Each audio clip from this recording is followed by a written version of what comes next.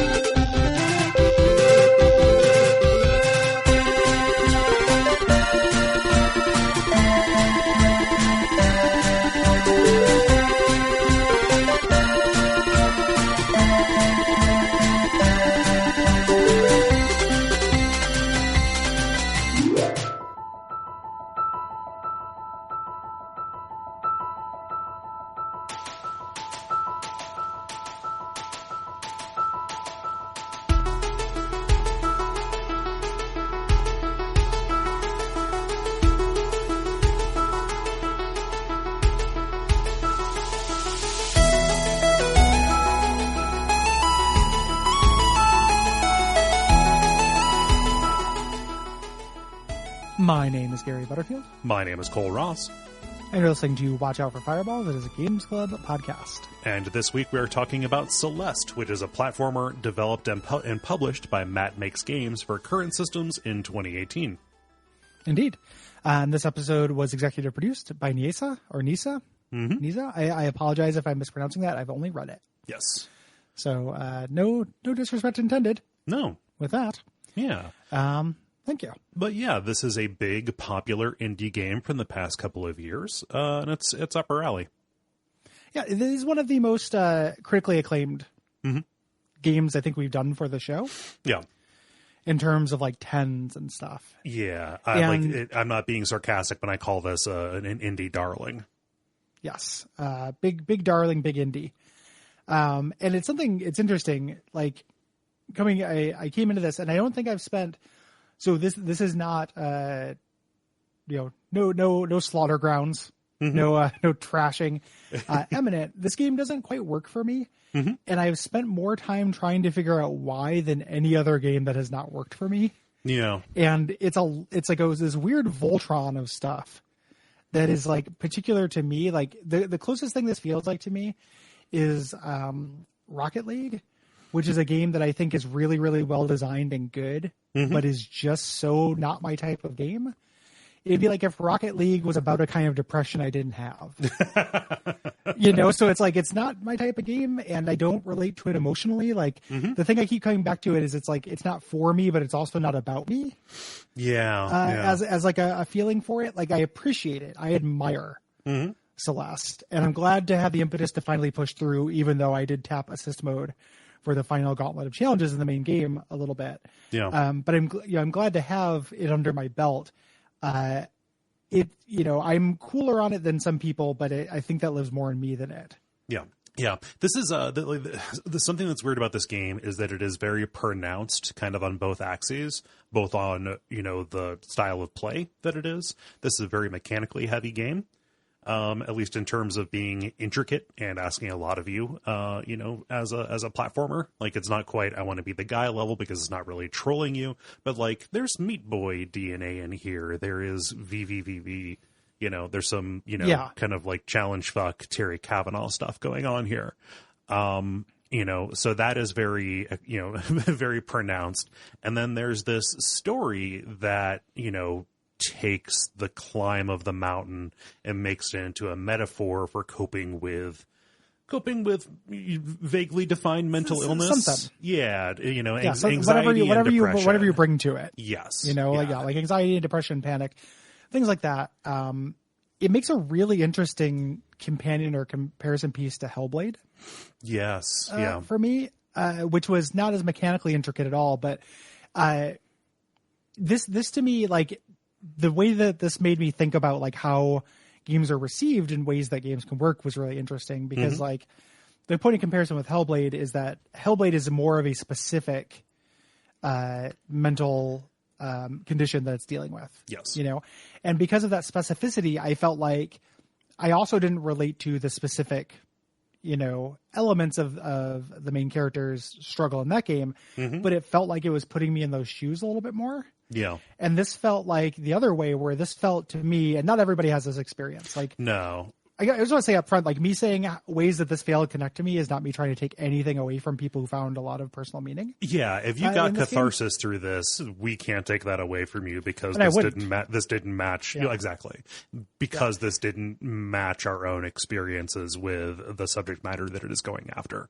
Yeah, I wanted that catharsis because the game was partially sold to me in the loosest sense, like on that catharsis. Like this is this masterwork game for that kind of thing. And for me though, this was it had the opposite problem of Hellblade where just emotionally where it's like too vague in its story for me to connect with the specificity. The other thing it made me think of in comparing it to Meat Boy, which is a really, you know, obvious point of comparison, is how much context matters because I don't think that the challenges in this are inherently more fair or fun or kind. I think this is an illustration of how like, oh, the game is encouraging you versus the game is neutral towards you. Yeah. Or mocking you, and how that changes the feel of this kind of stuff. And how that is something where like, that's very subjective. Yeah. You know, so, you know, in talking to people like in the Slack or reading a lot of reviews and reading, because, you know, whenever I feel alienated, I spend a lot of time reading what other people think. Reading what people felt about this, it made a really big difference to people that the game was encouraging you. Yes. And it was just interesting to me. I was like, well, that's pure context. Like it's not a mechanical function. I don't feel like these challenges are inherently more encouraging. You know, if you just replaced Madeline with Meat Boy, you know, and change and have the physics and everything be the same, and then just had it be neutral, the way that the Meat Boy kind of expresses itself, it would feel totally different. You know, but it would be exactly the same. Yeah. Like as far as the mechanics, like you'd be going through the same levels. There's something to be said about this being the approachable masocore platformer. You know, for people who are curious about this kind of thing, but do not want to be pushed away. I think there's probably a line to be drawn between this and Jamestown, where Jamestown is specifically designed to be an entry into this really forbidding kind of genre, right? Well, I feel like Jamestown did more mechanically to do that. Oh, 100%. Than this does. Yeah. Like I think this does that narratively and not mechanically. Like the end stretch of this game I found as like the word I want to use is hateful, but it's not a hateful game. It's very positive. It's very supportive. Very supportive in its messaging, but the actual things I was doing were hateful as hell. You know, it's like this is an insidiously designed room. Like this is made to make me pull my fucking hair out while somebody tells me not to pull my hair out. Yeah. You know, it's really interesting. Like, what an interesting fucking game. Like, it's definitely aimed at two different audiences, you know? Yeah.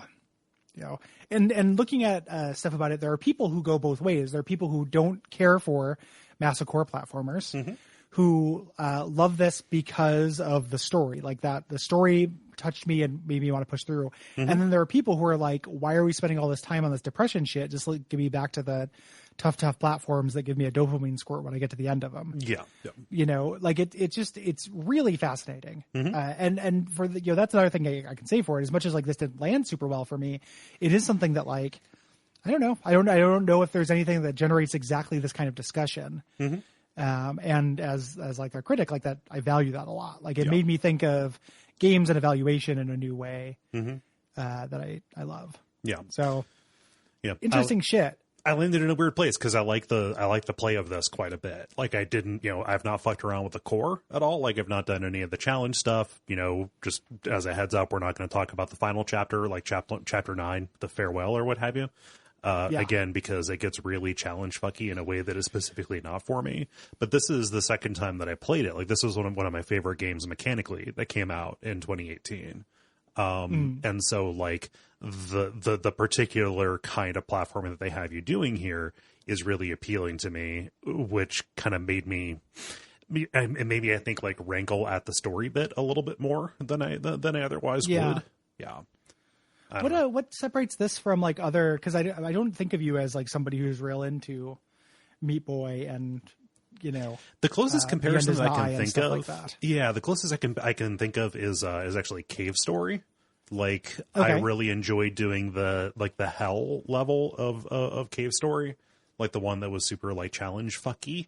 And that I just basically the more intricate that platforming got, the more fun it was for me, and I had a lot of fun with Meat Boy as well, like kind of back in the day. So I don't know like specifically what it is about this. I think that the specific thing that this does really well is just keep the iteration loop really, really tight. It's like you checkpoint at each screen, at the entrance of each screen. I died like in this run. I have a screenshot of it here somewhere. I died over 1,000 times, but I didn't really care because it was just fun to like, I don't know, have a podcast on in the background and then just try until I succeeded, So like, I'm not good at them. I'm just really undeterred by failure, I think. And this game kind of created a sweet spot for that. Yeah. Yeah. I was thinking about what my closest analog to something that does work for me in this, and it's platforming challenges in Shovel Knight. Yeah. Yeah. Like, the propeller, Knight, kind of zone, things like that, where you're doing a lot of like bouncing on enemies and stuff. Yeah. And I think that's what it's like, less pure, but that's what I like about it. And you're doing, you're kind of looking for managing this economy, looking for secrets, fighting enemies at the same time. So I need my masocore platforming to be diluted. Yeah. I never did the White Palace in Hollow Knight, for example, because I'm like, I don't care. I don't. That's not what I'm here for. Yeah. Yeah, it's not what I'm here for, and it's not fun as a pure thing to me. So like I like Meat Boy. I never got like the end of Meat Boy, but it was the style at the time. Like it was, the late aughts. Like this is brand new, and like I played a little bit of N plus and stuff like that. Like there's some stuff like this that I dug. But it's just one of those genres that is generally not for me without a surrounding context I like, and I think that's part of why when I went looking for the surrounding context of this and didn't connect with it emotionally, it kind of hit me. So we'll get into it. It's going to be kind of a weird episode because this is a screen by screen challenge game where it doesn't make a lot of sense to talk about every individual screen. Right. I'm sure that there is a market for that, and there is a way to do that. It's not really what we do. We don't do like real time walkthroughs of platformers. Like we talk about the general theme of a level and new things that are introduced. So we're going to go over all these basics and generalities and talk about the story stuff when it pops up. And then when we go kind of chapter by chapter, we'll be talking about the arc and new things that pop up more than we talk about like, man, I can't believe that. Well, it's hard to describe, like that room with where you have to do like you go across, and then you have to go up at an angle. They're in one place, but then they move. Yeah, the spikes move, but it's only when you dash because they're on the side of the thing. We're not going to do that because that's audio would be a terrible format for that. Like that, like if there's a place for that analysis, probably it's not us. It's because Vimeo. It's Vimeo. Just show the level being run and then like break it down screen by screen with a guy doing like Madden drawing over it, like explaining the kind of the vagaries and particularities of like how this particular thing is designed. We're not here to do that, and we would be unable to if we attempted to, and it would be very difficult to listen to, one imagines. Yeah. So not doing that. Nope. And we got underlying the disclaimer that I'm going to talk about how this game doesn't emotionally connect with me, and I don't take anything away from people. People like have teared up at this game and they love it. And they found a lot of identity in it. That's awesome. It is a force for good. This is in the Undertale pile of things I don't like the play of, but I'm culturally okay with existing. So yeah. So let's get into it. In this game, you play as a young woman named Madeline who is trying to climb this magical, like Silent Hill mountain called Celeste. That kind of manifests your internal world. And she is doing this trying to conquer her unnamed mental illness. A couple of things are kind of name checked: depression, anxiety, panic attacks. Madeline is just a young woman who is having trouble, and she is here trying to surmount. Yeah. Trying to get over it. Yeah. And the way this takes place mechanically is this is a technical platformer. So we mentioned Meat Boy. Like, let's say somebody's listening to this and they don't know what we mean by masocore platformer or technical platformer. It is like they're generally like you have a limited number of moves, but you get through a screen from point A to point B, and it is difficult and precise. Yeah. There is not a million ways to do it. There are multiple ways to do it, but it's tough. Yeah. Lots of death, lots of spikes, lots of fail conditions. Yeah. Yeah. A very slim margin for error. And very quickly in one of these games, there is more hazard on the screen than safe area. Yes. Yeah. Yeah. So it is, the idea is looking at these screens, figuring out what you need to do, and then executing that, within the margins for error, which get increasingly more narrow as they add more tools to the game, more kind of blocks and environmental hazards and stuff that complicate that formula. Yeah. Additionally, sometimes platformers often come with enemies that you have to kill in order to get beyond. Like, that's not really a thing that happens in this kind of platformer. Meat Boy doesn't have them. This does not have them. There are things that kind of act as enemies, but really they are just environmental hazards that have behaviors programmed into them more than anything. Like, this is not a combat game. This is not Shovel Knight. Yeah, you do very little fighting. Yes. In it, if any. We talked about that rapid loop there, which is necessary for this. When we had that question in the dispatch where it's like, what's a game where one mechanic would ruin it? And we always bring up like fall damage in Portal, like Celeste with 5 lives. And like 3 continues, no, okay. It's not mechanically compatible. I'm sure somebody has done a challenge run, like a no death run. I'm positive that exists. Speedrunners do it all the time. Yeah. I think that there are speedruns that have almost no deaths, if not no deaths. Yeah. But it has a iteration loop, similar to like Hotline Miami. Like you die, you almost immediately, it's about a second. Yeah. You start over at the beginning of the screen. The checkpointing is very generous. You never get sent back very far. With us. Yeah. You have a very limited set of moves, like we said before. You can jump, and the jump arc in this is pretty satisfying. You can control yourself in the air. You can kind of steer around. You use the shoulder buttons to cling to walls, and you can do kind of like a limited amount of climbing, which is necessary for setting up some of the more specific jumps. But kind of the big movement skill in this is Madeline's air dash. So, for most of the game, once per jump, you can do this, pretty powerful dash in one of 8 directions. And you cannot dash again until you stand on, solid ground or touch one of these stamina recovery crystals. But this lets you get around obstacles that otherwise would not be surmountable. Yeah. Yeah. Like either just extending your air time towards something or changing directions drastically. Yeah, to go around like a dog leg. Yeah. Lots of different environmental bits. So either hazards or aids or kind of like all-purpose gimmicks. There are a lot of them. Yes. And we'll talk about them as they show up, but they exist to complicate the platforming. Yeah. The platforming, for as much as the actual stages are designed to be challenging, to be, attempted several times, the platform is actually pretty loosely tuned. There are wide affordances, very wide windows intentionally left for you to, commit certain actions, right? So we talk about the notion of coyote time in platformers, like how long can you kind of be in the air after you move off of safe ground before you can do a jump? It's actually it's a pretty wide window here intentionally. Yeah. So, pretty nice in that way. Each stage has kind of a chase section that acts as a boss, a little bit, which is a clever way to do a boss fight encounter, in something like this. Yes. These are tied into the narrative. We'll talk about those specifically when they pop up.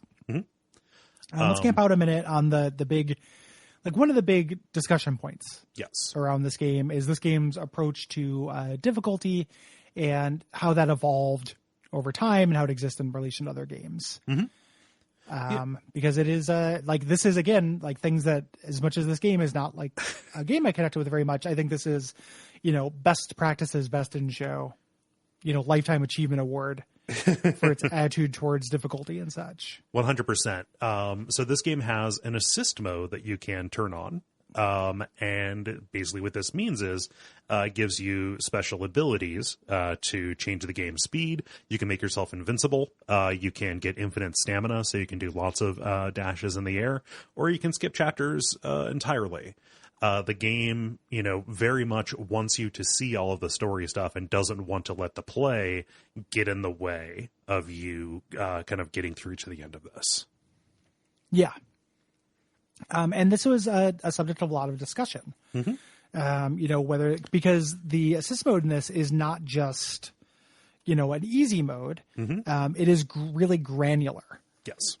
So this is, the game wants you to be able to complete it. It is a game that textually recognizes people have different, capacities, both in every sense of the word, like both, physical and literal, but also just in terms of like desire, for what it's selling. And you can do things, giving yourself 2 dashes instead of 1 makes the game a lot easier. Give yourself infinite dashes, which basically turns off the challenge, but you can kind of tourist mode it.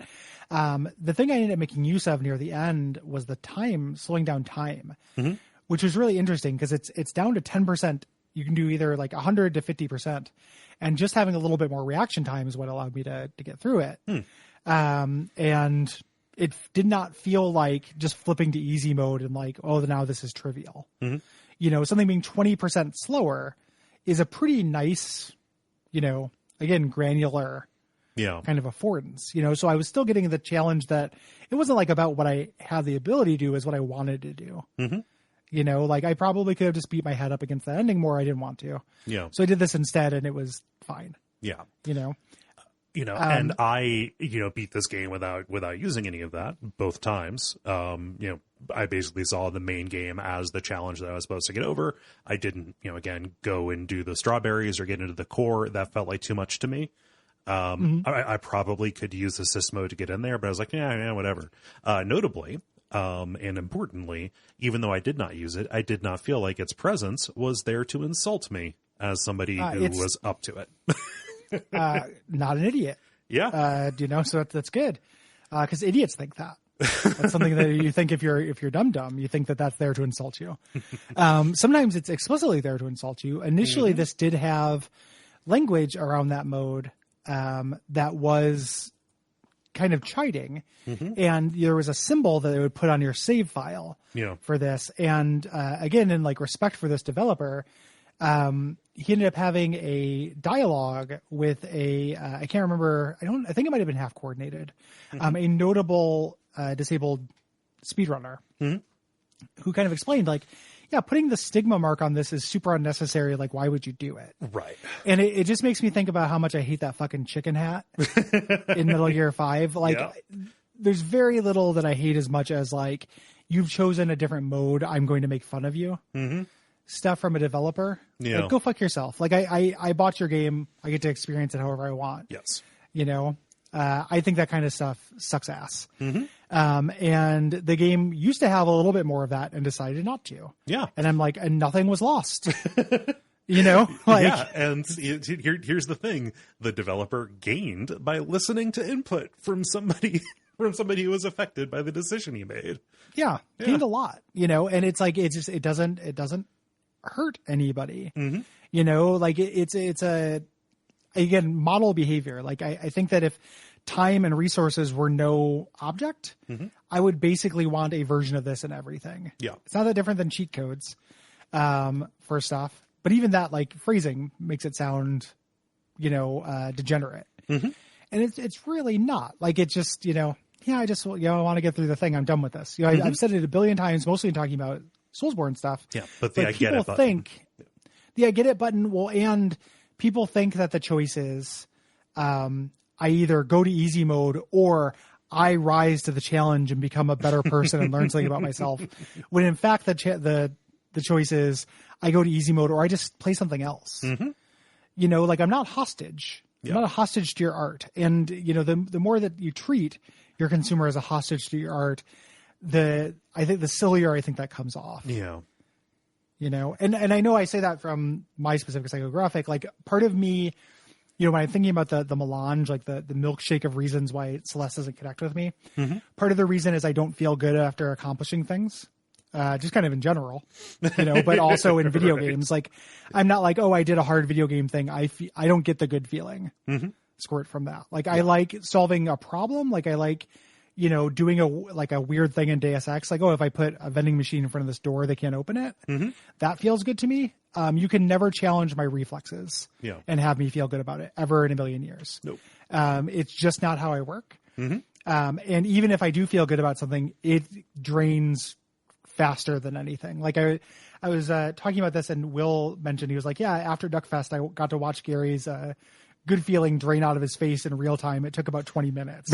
And I'm like, yeah, it's like that was, you know, several months of work and an entire day of having every muscle in my body flex. And everyone had a good time and stuff. And it lasted less than an episode of The Simpsons in terms of feeling good about it. And it's just the way my brain works. And, you know, where's my Celeste? Like, give me a game that speaks to that, because that's a problem. Where's my I don't like it. Where's my game that talks about how, like, you know, it is impossible to feel pride. Give me that game, you know? So it just, you know, you'd get through a room and I would just be like, I don't have to do that room anymore. That's good. I only feel the erasure of bad things. I don't feel good things. Right. You know?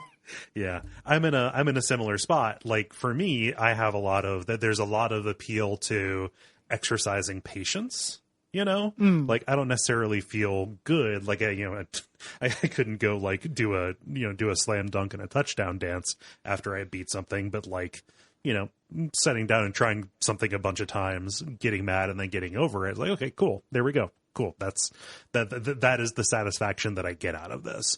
But the fact that this gets so granular means that it does something pretty ridiculous and very rare, which is this is a game that can appeal to like a really wide gamut of people. You know, just different people, different psychographics, different, you know, capabilities and desires, you know, from somebody who wants the infinite stamina all the way up to somebody who wants none of that and also wants to do all the challenge stuff and get to the really difficult stuff in the core. I think that is remarkable, if not unique in games, actually, that it has that wide of a gamut. Yeah. Yeah. It's with the buy-in of what it's doing in the first place. Yes. Yeah. You know, like, you still have to be down for this type of platformer. Right. You know, but within that, I think it is kind of a masterclass in terms of like breadth of appeal. So yeah, like good job.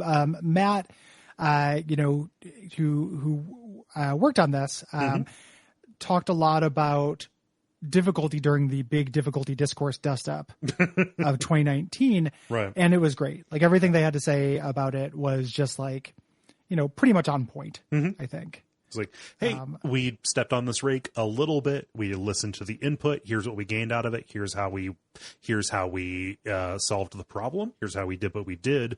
And here's what people can take from this going forward. It is a tremendous example. Yeah. And one of the few times where difficulty discourse didn't immediately make me want to go to sleep. I mean, well, usually it makes me mad. Well, yeah. But I was just like, this made me feel righteously mad. Like, yeah. You're right. When I say didn't make me want to go to sleep, I'm thinking of the Austin Walker tweet. You ever see the anger of sleep? Yes. Have you ever seen it take so bad you need to immediately go to sleep? You know, yeah. It's like I can't be in this dimension anymore. I'll be gone for a while. That's all that happens all the time now. Yeah, it's a near constant, which is nice because I'm sleeping a lot. The other thing that they do in terms of kind of, you know, let you make your own fun, let you make your own challenge, is the way they do collectibles in this game. And again, like, I adore this. Like, there are these little strawberries you can collect that are found out of the way or in specific challenge rooms. And the game, when you pick one up, the game says, hey, you grabbed a strawberry. If you want to collect these, you can, but they're just there to brag. Like they're just there to like show off if you want to. Don't feel any pressure. And like again, I love that because how many times on this show or any of our shows have we talked about how fucking obnoxious it is to like put like the true ending of say like Arkham Knight behind doing all the Riddler challenges. Yeah. You know, that's such horseshit. You know, like, God, like, let me own the video game I bought and play it the way I want to play it. You know, do not be nearly as prescriptive as you're being. Yeah. Devs. It's fucking weird. Yeah. I really like the way these work. And every time I saw one, I was like, fuck that shit. And it was great. Well, yeah. But also, like, I saw one, I was like, oh, that looks pretty fun. And then I would give it a shot. And about half of the time I would get it. When I decided to go for it, but I like the rest of the time, it's like, no, you know, I don't need to feel bad. I just kind of want to see the rest of this level. Here I go. Yeah. And they're fun. The challenge areas are, you know, they fit in line with where you're at in the game. And they use the constituent parts that are on the critical path, really well. They work together very well in order to make these strawberries, you know, an accomplishment to get a hold of. Even though the game does tell you they're optional, they are necessary to kind of like get through the challenge epilogue. So in a way, like there is stuff that is hidden behind getting this, but you're not being denied like a full story by not getting all of these. Like what you're being denied is doing the thing that like if you want the thing it's denying you, you would want to get the strawberries in the first place. Yes. Yeah. You know, same thing with these crystal hearts that are really hidden. You need to get all of these to open up the core to get to kind of the final set of levels in the game before the DLC was kind of introduced. There are also these. I'm not going to truck with those too much. Yeah, no, I was real surprised when I saw one. I was like, wait a minute, were these all over the place? Oh yeah, they kind of were, weren't they? Something I did get a few of, and I tried a little bit, were these cassette tapes. They are not as well hidden as the Crystal Hearts, but when you find a cassette tape, there's one in each chapter. It opens up that level's B-side, which is like the heaven or hell version of the level from like Meat Boy. It is just a more difficult version of the level. And beating that unlocks C-side, which is a very short but very punishing and technical. Like, hey, so you like challenge, do you? Kind of things. Yeah. Yeah. Yep. These also feature remixes of the music, which is uniformly pretty good. Love the music. Yeah. It's all on Spotify. So, like I listen to it in the house all the time. Yep. It is a veil. So it is good, and the remixes are good as well. The Celeste, was designed for speedrunning, or designed with speedrunning in mind, as kind of like almost like the ultimate challenge. The game, it almost feels like if you're the person who's going to learn how to do all of the stuff, they want you to learn how to do all the tricks and everything. Like that's kind of the ultimate expression of getting good at Celeste. So you can turn on a speedrunning clock in it. And there are like little mechanical things that are not explained to you, ways momentum works, when different, like at what point during particular animations, certain moves are available to you, etc. It gets very technical. And there are also like, good. Yeah. There are also like techniques that are tutorialized in the final chapters that are available way before that, but the tutorials don't end. And these are, a lot of them are like speedrun techniques that become necessary for the late game challenges. Yeah. You can almost see the idea of this like kind of Ouroboros, where the developer's like, you learned all this, we taught you the really advanced shit. Now start the game over. Knowing that, how quick can you do it? Yes. Yeah. Yep, and I can see how that would be very fun for somebody who had more patience than me. Who likes speedrun and stuff. Yeah. Moving over to the story side. Story is pretty simple. It's very directly told. We've got dialogue that happens here between just kind of a handful of characters. And kind of the main conflict here is, not just Madeline against the Mountain, but the Mountain has kind of manifested this dark doppelganger of her, of Madeline. Which is kind of, this is a little bit slippery, but like it is presented at first as the representation of her depression and anxiety, basically what she is trying to get over. This part of you, which the fan community calls Madeline, I just through the notes, I call her Battlein for lack of, but basically because writing part of you is awkward. Yeah, So, it's a really silly name that I don't like. yes. Madeline. Okay. Yeah. This represents, the feel bads, the what Madeline's trying to get over. And the grand arc of the game is, you don't get over that stuff. You learn to, to work with it and you accept it as part of yourself. Yes. Like it's all you all the way down, is kind of what it's going for. Yeah. And that is the main arc of the story with it. So like that arc of her learning to accept that and how that articulates, her trying different things to kind of get over it is what we're going to deal with story-wise here. It's a nice looking game. It's pretty pixel art. The one thing I don't like is I wish that the character portraits they look like Flash animation to me in a way that I really don't like. Yeah, it's thick line. It is thick line illustration on the character portraits. Yeah, I don't like those. But when it's pixel art, when it's actually a level, I think it looks really good. Beautiful colors. Every stage has a really defined kind of color palette that establishes it really well. And there's a wide range. It gets very bright, gets very dark. Like the Cthulhu stuff and the Mirror Temple is neat, I think. Yeah, it's good. Nice looking. Yeah, and we heaped a lot of praise on the soundtrack. It's tremendous, and it's available for you if you want to go and grab it. So the game was designed by Matt Thorson, the primary designer of this. It was a very small team, but Matt Thorson is out there in front. They had previously worked on the side-scrolling kind of battle arena game Towerfall. Which in my head I can never get over the fact that it was Ouya exclusive for a year. So I still think I can't play it. Ouya. Ouya. Ouya is the Marines' favorite console. So the official console of the U.S. Marines. Yeah. Ouya. Ouya, the Bay of Pigs of consoles. Yes. Yeah. And Towerfall is all right. Nick is a bigger fan than I am. We busted it out at Duckstream a few times, and I think it is okay.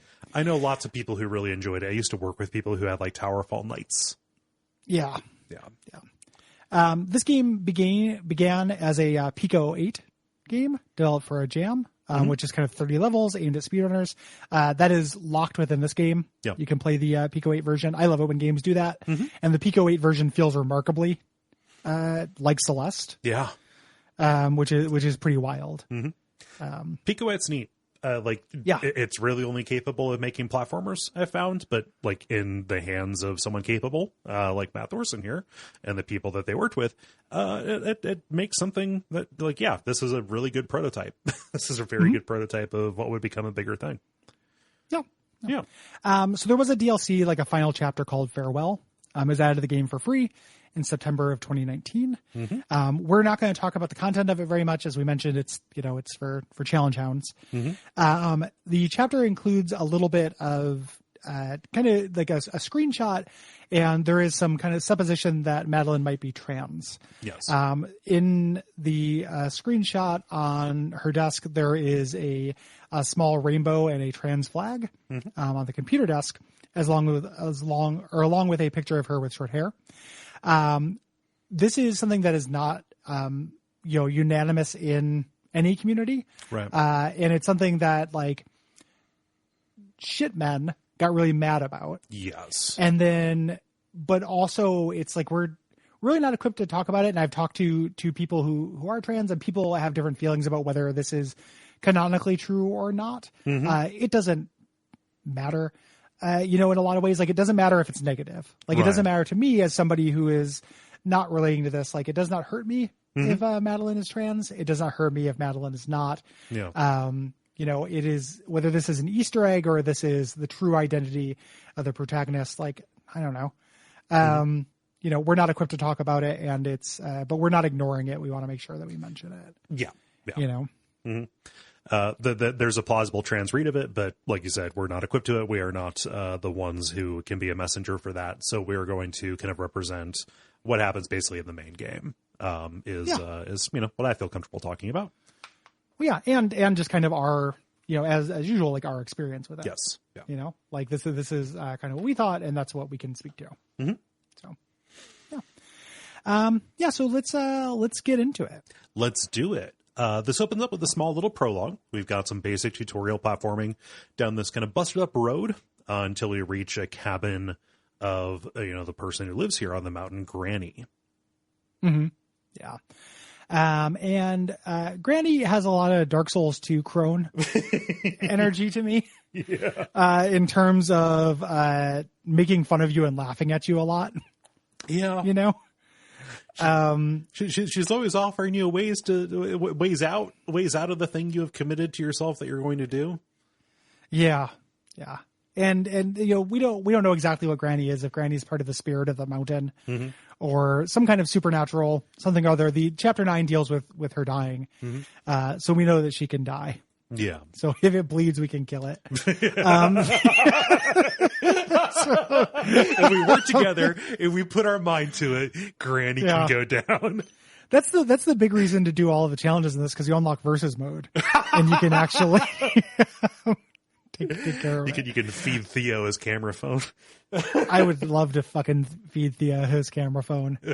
Boy, would I like to wipe the smile off that guy's face. We'll talk about it when we get there. Is my least favorite character in video games for quite a while, actually. Oof, yeah. No. Theo is bad. But it kind of, taunts you, like having these like if you're having a hard time with my driveway, you're going to have a hard time with the mountain. Mm-hmm. And you go across a collapsing bridge. You do the jump at the end, you can't make it. And then a bird comes down and gives you the air dash. Yes. Tutorial. That bird is part of chapter 9 as well. Oh, nice. Did not realize how important the bird was. I thought it was just important. Yeah.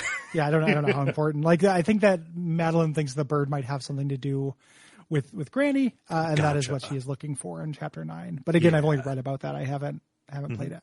Yeah. But this takes us to our first proper level, the Forsaken City. So, Dark Souls 2 vibes continue.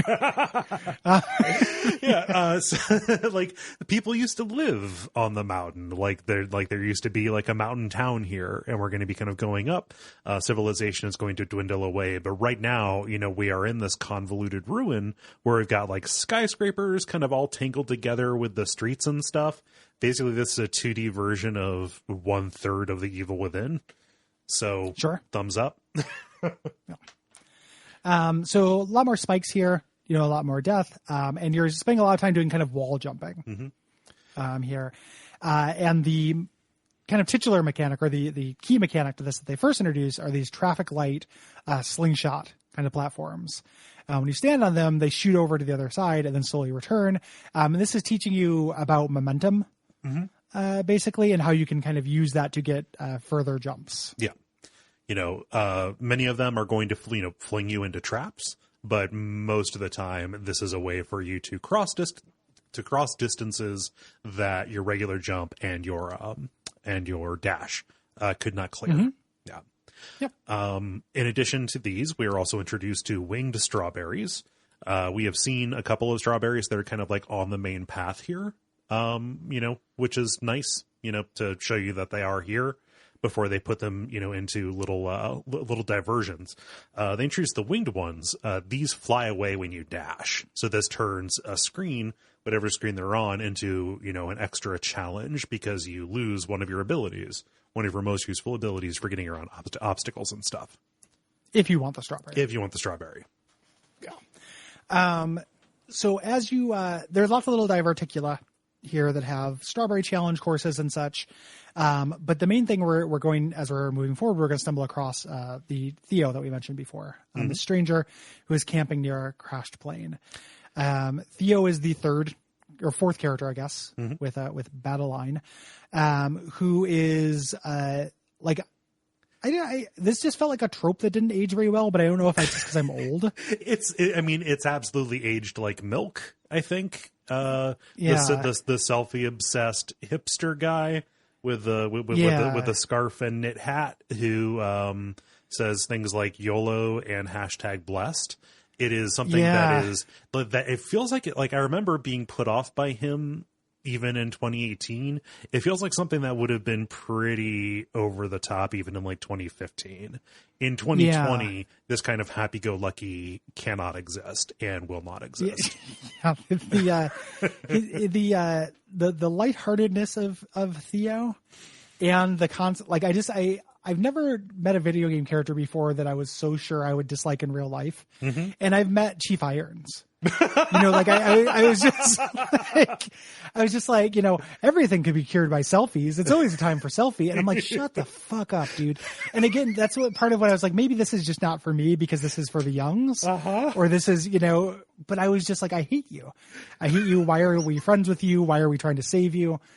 Why are we doing anything with you? Like, why are we talking to you? I get that we're both the only two people on this mountain, but like, man. And they do, the voices in this game are like this Simlish, or this, like, not Simlish, like Animal Crossing. Yeah. And whenever Theo calls for a selfie, he does this like thing, and it is a killing sound to me.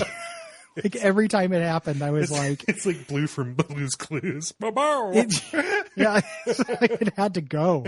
Had to go. And tons of people probably like Theo. I bet you there are naked pictures of Theo online. Oh, people are shipping Theo. Like, again, I'm not trying to take that away from you. I found this character singularly annoying. Yes. And in every appearance, with very few exceptions. There's only one conversation with him that works for me, and it's the one campfire. Yeah, the campfire toward the end, where you kind of have the different options for what you want to talk about. I really rankled at Theo, just because he reminds me not like of any one person I've met, but has a lot of just kind of like. He's an amalgamation of characteristics from people that I worked with in like social media marketing kind of stuff that I rankle against. And if you want to say that's because the light inside me is dead, that's fine. That can be your opinion, but I'm fully prepared to get like the no soul accusation stuff from this episode, and I can handle it. This Theo to me seems like he would start the worst possible startup. Yeah, like you would like work for Theo at like something that's going to disrupt the Instagram community, and like there's mandatory like Friday selfie, like Selfie Friday or something like that. Yeah. Like I don't know. I just got such bad vibes from Theo. Theo, I think, is like a coding boot camp and a big payday away from being Dylan Merchant from Hypnospace Outlaw. Totally. Like, he's like a better person, but it wouldn't take much. Like the annoying, the bad. Gary, if you and I put our heads together and work for it, we can really corrupt this guy. Yeah, I think it wouldn't take very much money to ruin Theo. Like, well, this guy can go. So most of the dialogue with him was very obnoxious. I was thankful for there to be somebody there, so you're not just talking to yourself the whole time. Yes. Wish it wasn't Theo. Right after Theo, we're introduced to these spring launch pads. So these mechanically are very important to differentiate these from other kinds of trampoline type objects. These fire automatically. Yeah, as soon as you hit them. This is my preferred form of these. Yeah, because they don't rely on timing. That is very finicky. Specifically the clouds later on. I cannot. I do not like the clouds. It's the same. It's like the spring things from Mario 1. Yep. Like I always hated those. Like they're very finicky. Yeah. So we eventually get to some of these traffic slingshots that have spikes on the top. So you have to cling to the side of them in order to launch. So just a little bit more of a technical kind of wrinkle here. But all of that combines, you hit kind of the big challenge. You get to the end, and this is the one level that doesn't have like a big climactic conflict here. You just reach this campfire near the memorial to everybody who perished trying to climb up Celeste. And so you set up camp, and the crow perches on Madeline's head as she wonders aloud whether or not this was a big mistake. Yeah, and she makes a comical grumpy face. Yeah, I like the little splash screens, like the little CGIs that end every chapter. Those are fun, lots of personality. But I don't like the art style of them. Like I like them in theory. They show cute things. I think that's what I like. They do show cute things. I think I don't like the art of it. So the first like kind of real level here is the old site. Like you can kind of treat this last thing as a tutorial almost. Yeah. Where you wake up and you go into this kind of dreamy version of these ruins of the old site. Yeah. And this introduces these kind of star fields here, which are these goopy boxes of sky. And if you dash in them, you will fly through them out the other way at the same trajectory. Mm-hmm. You air dash through them. So you set your angle on your dash in, and you fly through. The thing that kind of complicates them is that, yes, you will come out the other side, dashing in that same direction. But if you dash into a wall through them, like if the star field abuts against a wall and you dash into that wall, you will die. Like you telefrag yourself or something like that. And so, this is complicating your air dash quite a bit because you're using these basically as like little conveyor belts almost. Something else that complicates the air dash is that we are introduced to stamina crystals. And these are always, these show up first in a room that looks impossible because of the amount of spikes that are here. Like, I am not going to be able to do that. No, these stamina crystals function as like dash targets, like mandatory dash targets that you need to hit in order to, change your direction to get around these obstacles, to hit the next one or to get to safety on the other side. Yeah. It's real satisfying. They recharge your dash. Yes, they recharge your dash and your stamina. It's real satisfying to hit a chain of these. I like that quite a bit. Yeah. The stamina and dash are different. Your dash is limited to just one of them, and this will recharge it. Stamina, I didn't know this until I was researching about it. It's your climb meter. Yeah. So it actually has a numerical value, and it depletes at different rates depending on what you're doing. So, if you're holding still, it'll go down slow. Yep. And it's actually very similar to Breath of the Wild. Like if you climb up, it goes down quicker. And if you jump up, if you dash up, it takes a bigger chunk, like all in one big chunk. Very similar to Breath of the Wild, actually. Okay. But you don't get to see it. Yeah. The way that the game indicates that you have used your dash is your hair changes color, which is really elegant. And since your eyes are always going to be on Madeline, that's a really good way to do it, I think. Good design. Yep. Yeah. So we're introduced to Madeline here. You reach a mirror. You look at it. It does not look like you. And you don't talk to Madeline yet, but this will happen at first or soon as the mirror kind of cracks here. Yeah. And some of the other fields that have been in this zone that were previously inert are now activated. Yeah. So something is breaking out of the mirror. Yeah. So you go back through old screens, but because these new fields are activated, you have different routes through them. To get through. We're introduced to kind of these switch blocks or cassette blocks, I think is what the wiki calls them. They're always paired. They're blue and purple ones, and they kind of alternate on this. They alternate on rhythms, like whether they are solid or, not. So you have to, time your jumps to get through long runs of them. Yeah. Really big part of the B-sides. Yes. These are all over B-sides. Madeline eventually does catch up with Madeline and starts kind of taunting you with this. So Madeline's whole thing is, kind of is like a manifestation of your self-doubt. Like, you're not going to make it. Like, you can't do this. Who are you kidding? Like, you're like, no, I have to climb this mountain.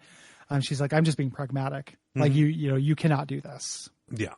The discussion between Madeline and Madeline about what Madeline actually is kind of like one of the main things that happens through this, because, right away, Madeline says, oh yeah, like you're the weak part of me. And Madeline never really gives the answer, just challenges Madeline for, basically attempting to leave her behind, which is what she's trying to do. And that's kind of why I think it's pretty slippery to say like, oh yeah, this is just the manifestation of the depression, because that's kind of not what it is. Like, that's one of the answers that comes about, but that doesn't square away really with what ends up happening between the two of them.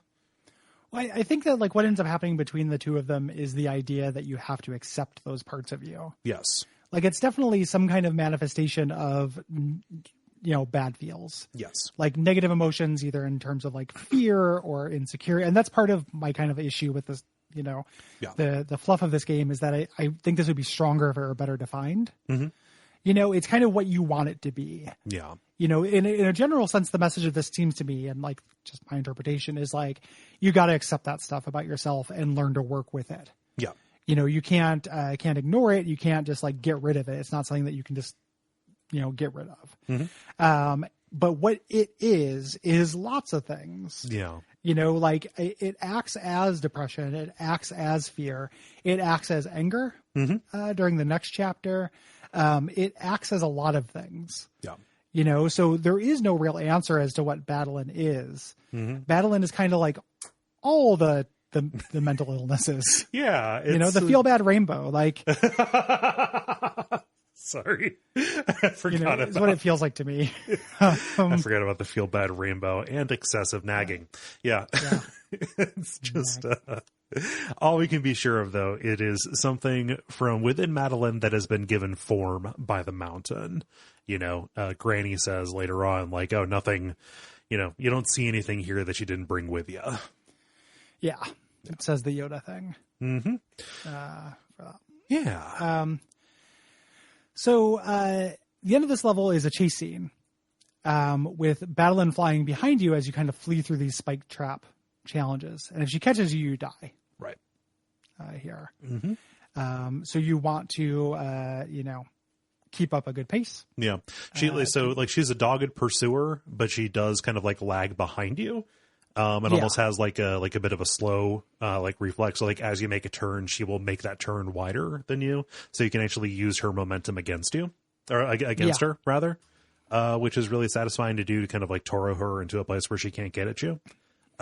These are fun. Like I can't think of like one of these end of level challenges that is actually just like a straight up bummer.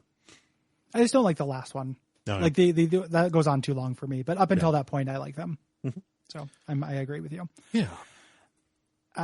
We get to the end, we get to this kind of information kiosk, and we use a payphone to call your mom at this point, because you just had this essentially like a panic attack or depression attack or doubt attack or like whatever is Madeline's bad feels. You are in crisis. You're in crisis. You call your mom, and you can tell from the conversation she's annoyed at you. Yeah. And that is the dynamic. So we get the sense of Madeline not having a lot of good support. Yeah. Around here, and people around her don't really understand what's going on. Yeah. Well, this specifically, she's still in the nightmare. Like, this is the nightmare version of her mom, because she wakes up and she's back at the memorial campsite. And like you get to the information kiosk, which is closer than it was in your dream, and your mom is much more supportive. So like who you're talking to here is like your anxiety version of your mom, who is how you project. Yes. Yeah. Who you fear who you fear has run out of patience for your shit. Yeah. I still got the sense that like there's probably a little bit of truth to that, though. Yeah. Like it didn't come from nowhere. Like I understand that's a big part of depression, is feeling like you're a burden on everyone else. I also got the sense like, oh, maybe things are not super sunny. There. No. So when you wake up for this, when you go to the real one, you wake up because Battlein turns into this like gigantic eye monster. Yeah. And scares you awake. When you actually get back to the memorial campsite, Theo's there. Hey, it's always time for a selfie. Yep. And he explains why he's climbing the mountain, because of his grandfather, who's also a photographer, climbed the mountain. So he's trying to connect with his heritage there. Yes. Yep. But you take a selfie, and Madeline makes the call to her real mom, and the takeaway is like, hey, focus on your breathing. You can get through this.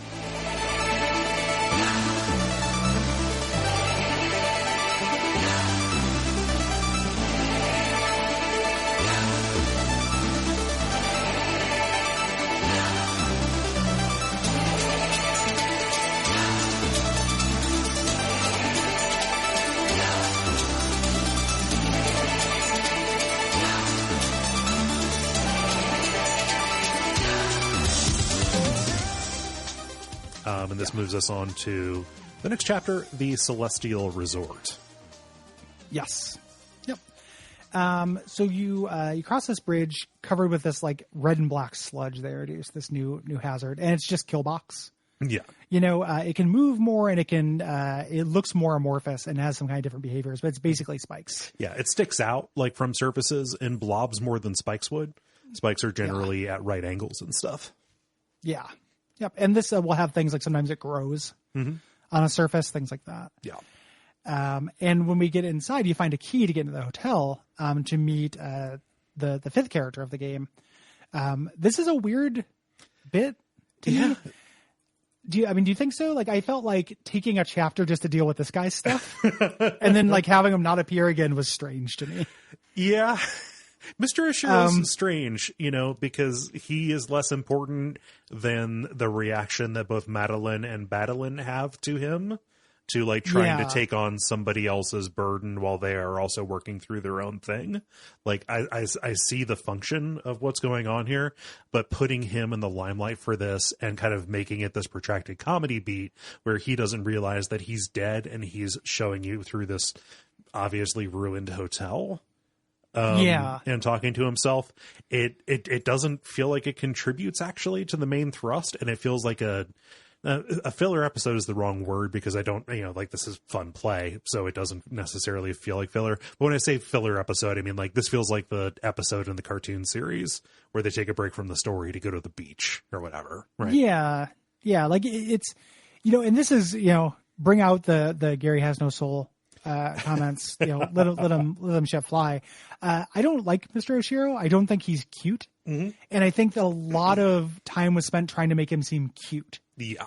Like him saying a thing and then turning and like kind of biting his nails and be like, oh, I hope she likes it. Like it felt really kiddie and cartoony in a way the rest of the game didn't. Right. To me. And I just ended up finding Mr. Oshiro annoying. And then like when we get to the end, when we get to the kind of moral judgment on how Madeline should react to Mr. Oshiro, like Mr. Oshiro in this thing is trying to kill you. Like you die a bunch of times in this. Like Mr. Oshiro is not a good guy during it, but the idea is like I shouldn't have been mean to him, but also like he's not a good ghost. No. I don't know. Like it just felt like there's some things in this that don't feel as airtight in terms of theming to me as I think that they do to other people. And this is one of them. Yeah. Where like this felt sloppy in terms of pacing to me story wise. Mm-hmm. And I mean, it's like maybe, I like this level. Yeah. This is still solidly before I feel like the game gets excessive. Mm-hmm. But I just theming wise and story wise, like I just don't really get it. Yeah. Other than it showing that Badalin makes, her bottling up Badalin makes Badalin come out to be a jerk. Yeah. And is actually having effect on other people, but those making that person an evil ghost. It also pollutes, was a weird choice. It pollutes the cosmology of this a little bit because it stops being, hey, this is a Silent Hill place that manifests the things inside you, which is conceptually one thing. And then we add The Shining, where you have a haunted hotel and a ghost you cannot move on. Yeah. Yep. And he's concerned with clutter, but it's emotional clutter. Like it plays broader. Yeah. Like this is almost like a Psychonauts level. Yeah. Like sincerely, like Oshiro is like a Psychonauts character. Like you go into his hotel and the mess you're cleaning up is his detritus, his various emotional detritus, like in a way that felt Psychonauts-y in the way the rest of the game didn't. Yeah. So yeah, this doesn't totally work for me story wise, but I do like the play here. Yes.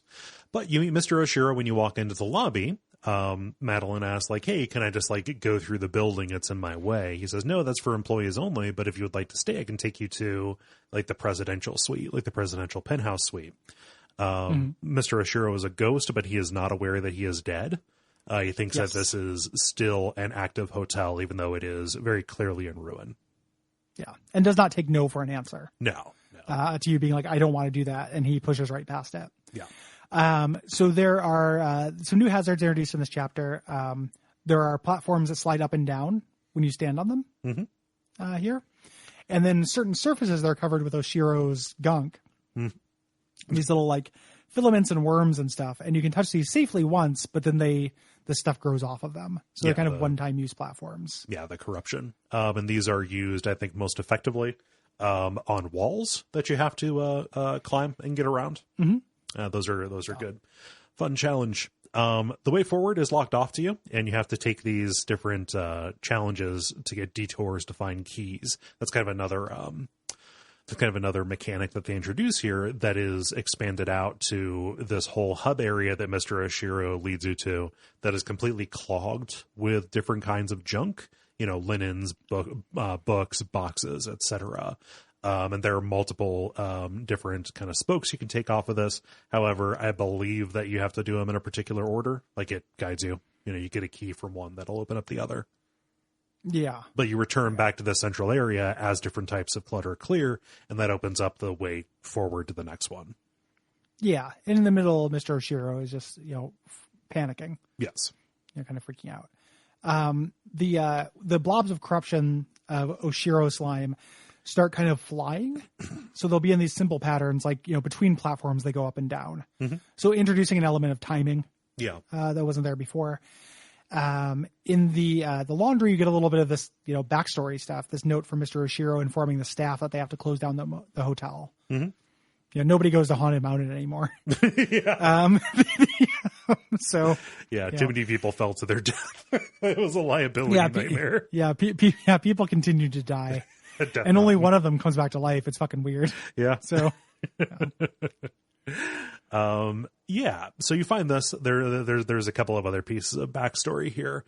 You do find Theo down in one of the laundry areas. He is completely spooked out by the entire thing. He is not down with the Scooby-Doo kind of vibe, so he goes to escape through a vent and make his own way. And once you clear all of the clutter out of the center area, Oshiro is just kind of a jerk about it, pretends that he did it all himself and doesn't thank you. Yeah. Which, in the narrative of how, Madeline's kind of dealing with her stuff, she, turns the other cheek in this and continues to try to help. And that is her pushing down her battle inside. Yes. So it explodes later at him. So we find another note, or we find him talking about how he'll stay one last night after everyone leaves. Yeah, it's like his diary or something. Goodbye. Yeah. So that's implied. Like if he had left, he wouldn't have died. Yes. So he dies there. You eventually get up to the presidential suite, which you need to do because you need the key to the back door. Mm-hmm. And Oshiro's there and is like, "Hey, stay." And again, you don't want to stay. So he's very crushed, and he's very sad.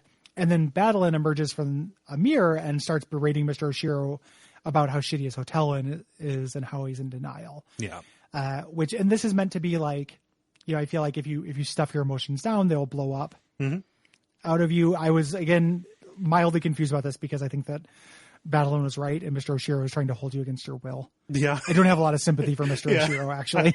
I don't want to be like held on citizen's arrest. It just kind of seems... Yeah. It doesn't seem like the best plan. Yeah. Seems pretty open and shut to me. I feel like Theo was basically right. Like, actually, this is haunted. Let's get out of here. Right. And this being played up as a conflict, like, no, you need to be nice to Mr. Oshiro. Like, I didn't really get.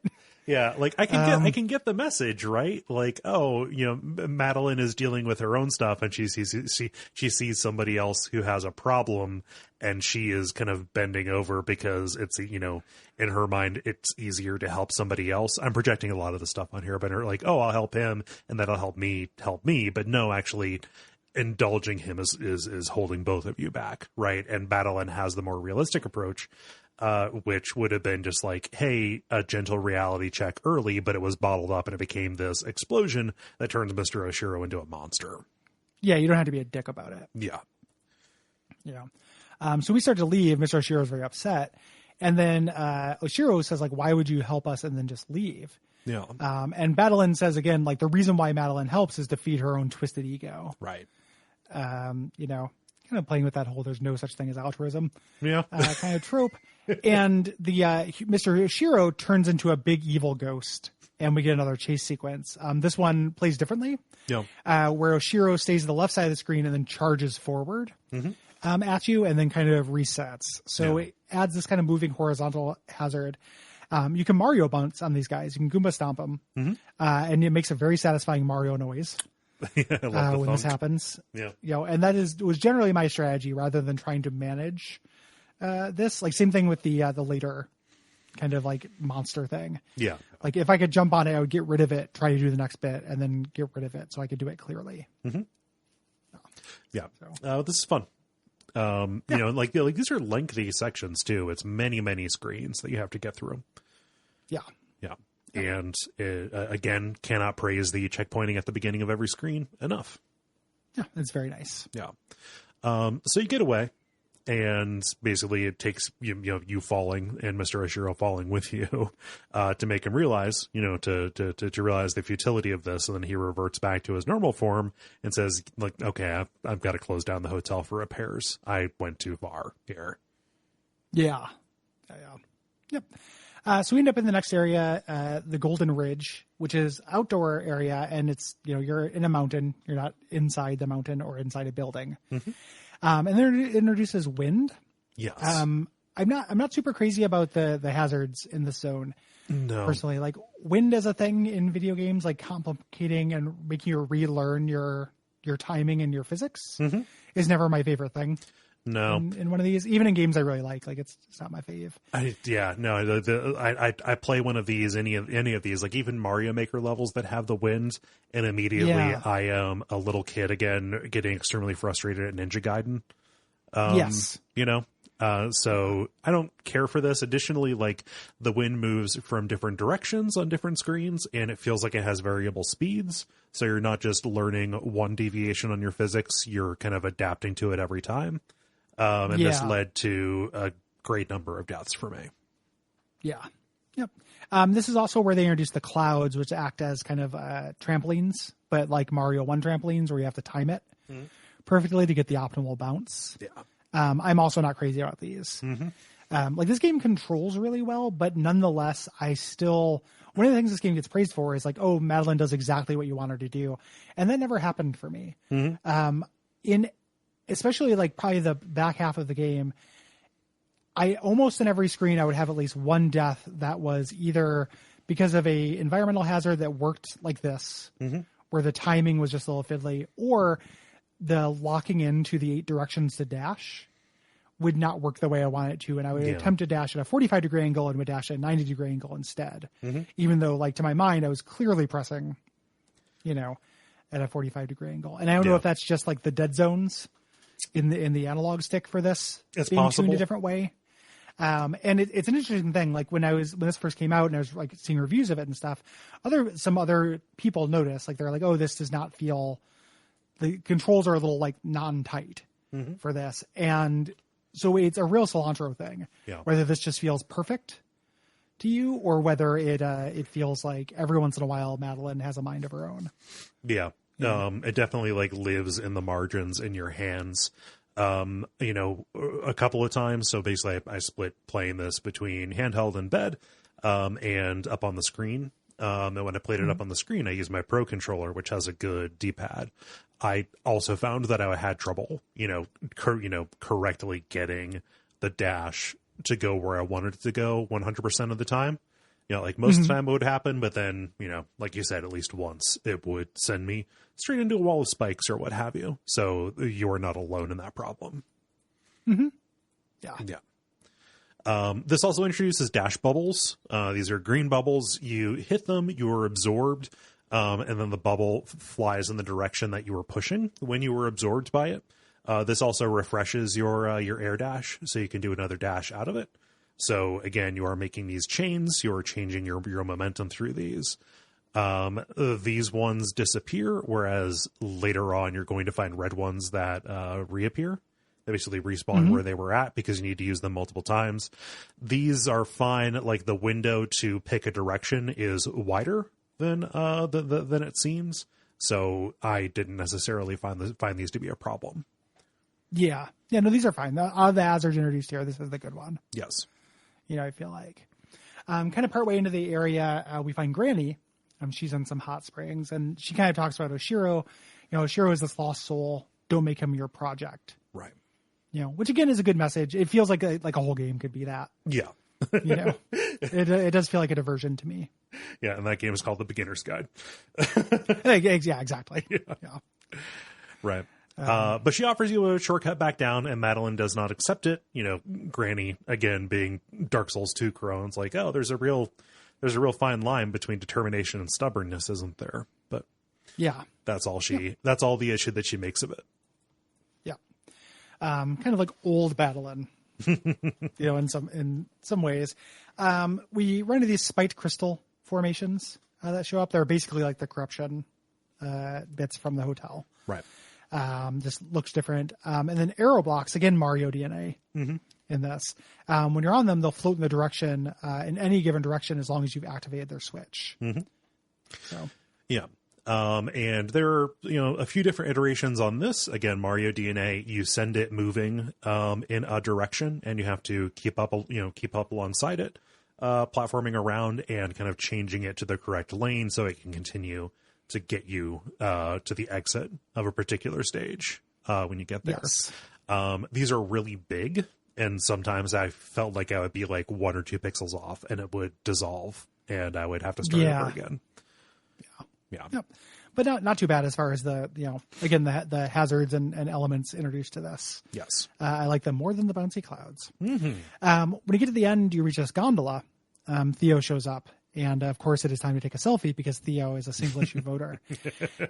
When this happens, Madeline jumps on top of the roof and shakes the gondola to stop it. What's happening in real life here, like outside of the metaphor? I don't. I think that maybe the okay. So if Madeline is not physically stopping the gondola, I think that maybe it stalls or hitches. It's an old abandoned piece of machinery on a big mountain that has claimed many, many lives. And both of you foolishly stepped on it like it was a safe or sane thing to do. And Madeline, again, if Madeline is not real, takes the stalling as a sign that they're about to die and she has a panic attack. Yeah.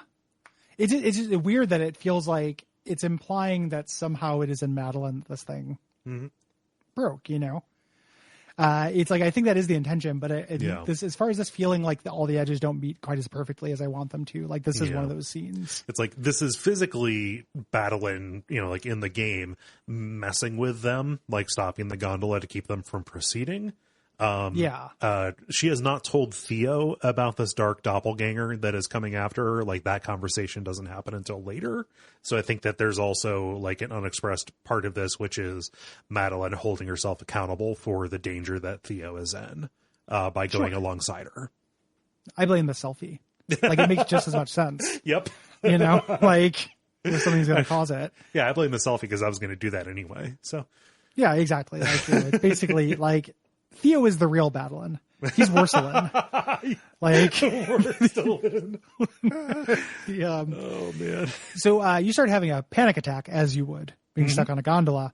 And these tendrils of darkness start coming from the edge of the screen. And Theo teaches you an anxiety management trick. Yep. Actual thing. This does help. Yep. It's a breathing exercise. Just picture it says, hey, picture a feather in front of you. And you hold down the button to breathe in, let go of it to breathe out. And you're trying to keep this feather, moving smoothly up and down within a little bracket on the screen. Mm-hmm. Yeah. Yeah. It's a nice little scene. Yes. And this allows you to regain your composure, which makes the gondola start again. It's a mind gondola. I don't understand the metaphor here. But this allows you to make it to the top, and Theo shows you the selfie that you made, and you're very terrified because the gondola. Because you think you're going to die. Yeah. Yeah. Yeah. So the gondola deposits you in the next stage here, Mirror Temple. This is like one of 3 climaxes that we have in a row. Yeah. Yeah. Yep. So this is where you do I guess this isn't the confrontation with the shadow self. Regardless, though, you do reach the temple, and Theo was just really, really fixated on how his followers on social media, on Instapics, the Instagram analog here, they're going to love all the shots that he takes here, and so he dashes ahead, and does not heed Madeline's warning that, hey, maybe that's not a good idea. This is almost like Theo's chapter. Yeah. In a lot of ways, and there's a feint that this game is going towards, his specific neuroses about, being at the center of attention and eyes looking at him all the time and stuff because he's a social media influencer. And I couldn't have less sympathy for that if I tried. Right. I don't know. Again, I'm old. So this introduces, there's like narrow areas you have to dash under or dash through. Yes. We also have these platforms that are like dash slingshots, basically platforms that rapidly, fling you if you dash. All of them go at the same time. So oftentimes you will need to dash in order to clear a pathway, not necessarily use one of it as a source of not necessarily use each of the platforms as a source of momentum. Yeah, they act as obstacles as well. So like when you dash, they change positions and then slowly reset. Yeah. Similar to the ones we've seen before, except instead of it being triggered by landing on them, it's triggered by dashing anywhere. Yes. There are red bubbles here, as opposed to the regular bubbles. These ones, instead of just shooting you one dash length, they shoot you until you stop. Yeah. So. And also we have blades. These are just spiked balls that move like the the little free floating bits of corruption from earlier. Just reskinned versions of those because you are in this, challenge death temple. Yes. So you navigate through this, you reach a room where Theo is trapped in a mirror and he doesn't really realize anything is wrong. He asks you like, hey, why are you trapped in a mirror? But then someone chases him away. Quite possibly his own version of Madeline or whatever is harrying him in his dark world. Creo. Yeah, the Creo Corporation. This is dark Theo. So things get very dark as you're kind of continuing through here. We're starting seeing ornamentation of these eldritch beings, like this kind of Cthulhu light kind of stuff, as TV tropes would call it. Yeah. These blue torches appear, and as you pass by them, they light up. This isn't a puzzle element. It's not Zelda. Right. It's just to make it easier to navigate. Yeah. Yeah. I for a little, when I first got here, I thought you had to light all of them up, but there are so fucking many of them. They're just there to make it a little easier to see. Yeah.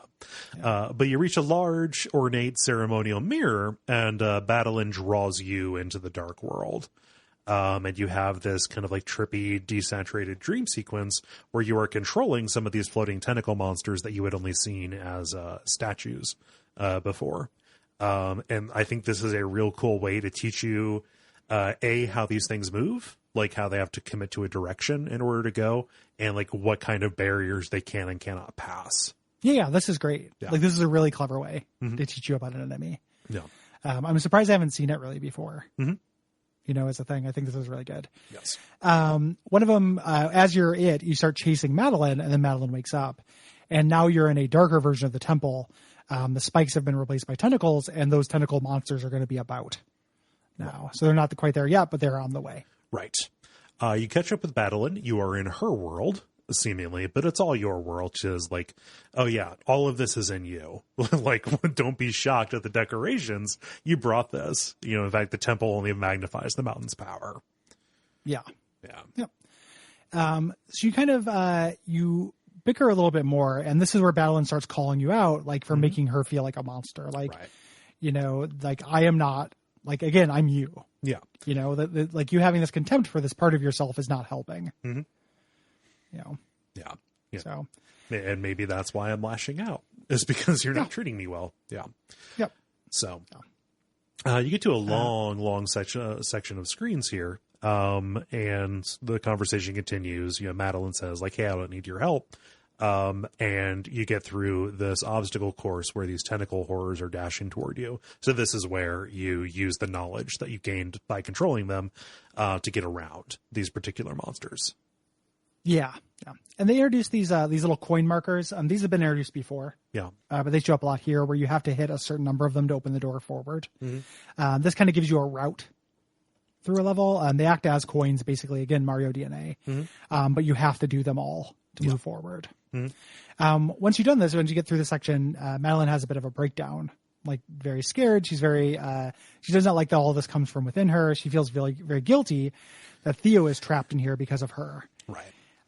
And you find Theo's, like, personal hell section where he's in a big crystal and the walls have eyes that track towards him, because being a social media darling is truly the hardest thing you can do. The price of fame, baby. Yep. Yeah. And you talk to Theo here a little bit, and you get, or once you get to him, there, and like, he basically calls you out. He's like, hey, some of this stuff was on me too. Yeah. Like, I'm also bringing stuff to evil magical temple. Like this crystal that I'm in, that's me, that's not you. So, stop beating yourself up about it, but also stop making it all about you. Yeah. And also help me. Yes. That would be a good start, is to help me. To reach him, you have to do this really cool, I think it's kind of cool, area where you are trying to clear a path for one of those big red bubbles to go horizontally across multiple screens. That's cool and intricate. But eventually you do get around to Theo. You cannot break the crystal yourself, so you have to pick him up and carry him as you escape out of the temple. using Theo as a throwable item. Yeah. Yep. Which I like. Mm-hmm. Like, this is a nice little bit.